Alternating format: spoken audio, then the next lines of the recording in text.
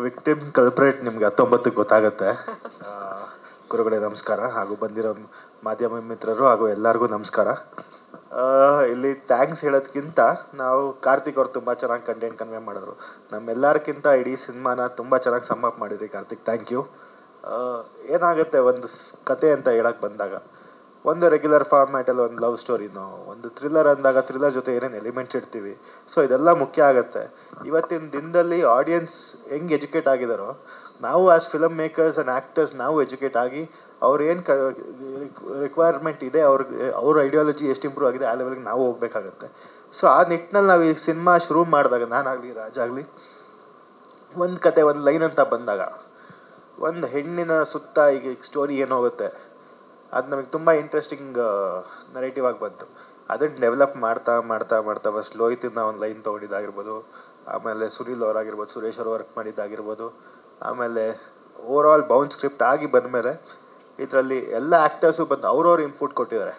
ಈ ಕಿಶೋರ್ ಸರ್ ಬಂದು ಮಾಡ್ಬೇಕಾದ್ರೆ ಅವ್ರ ಸೀನ್ಗಳ ಟೈಮಲ್ಲಿ ಅವ್ರು ಬರೀ ಅವ್ರದ್ದನ್ನು ನೋಡಲಿಲ್ಲ, ಪ್ರತಿಯೊಬ್ಬರು ಎಲ್ಲ ಕ್ಯಾರೆಕ್ಟರ್ ಸ್ಟೈಲಾಗಿ ಏನು ಬರ್ತಾ ಇದೆ, ಅದು ಏನು ಬಂದರೆ ಸಿನಿಮಾಗೆ ಇಂಪ್ಯಾಕ್ಟ್ ಆಗುತ್ತೆ, ಸೊ ಅದನ್ನು ನೋಡಿದ್ದಾರೆ. ರಾಜ್ ಓವರಾಲ್ ಕೂತ್ಕೊಂಡು ಎಲ್ಲರೂ ನೋಡಿದ್ದಾರೆ. ಇದೆಲ್ಲದಕ್ಕೂ ಸೇರಿ ಈ ಸಿನಿಮಾ ಇವತ್ತು ಔಟ್ಪುಟ್ ಬಂದಿರೋದು.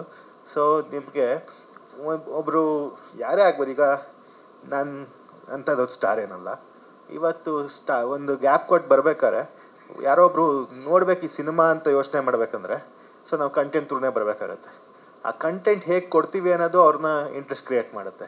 ಸೊ ಆ ನಿಟ್ಟಿನಲ್ಲಿ ಕೆಲಸ ಮಾಡಿದಾಗ ಇಲ್ಲಿ ಏನೋ ಒಂದು ಓಕೆ ಅಪ್ಪ ಇವ್ರೇನೋ ಒಂದು ಮಾಡಿದ್ದಾರೆ ಆನೆಸ್ಟಾಗಿ, ಇಲ್ಲಿ ಬಂದು ನೋಡಬೇಕು ಅನ್ನೋದು ಒಂದು ಥಾಟ್ ಕ್ರಿಯೇಟ್ ಮಾಡ್ತೀವಲ್ಲ, ಅದೇ ನಮಗೆ ಒಂದು ಸಕ್ಸಸ್ ಅಂತ ನಾನು ಭಾವಿಸ್ತೀನಿ. ಸೊ ಆ ನಿಟ್ಟಿನಲ್ಲಿ ಇಡೀ ತಂಡ ಕೆಲಸ ಮಾಡಿದೆ.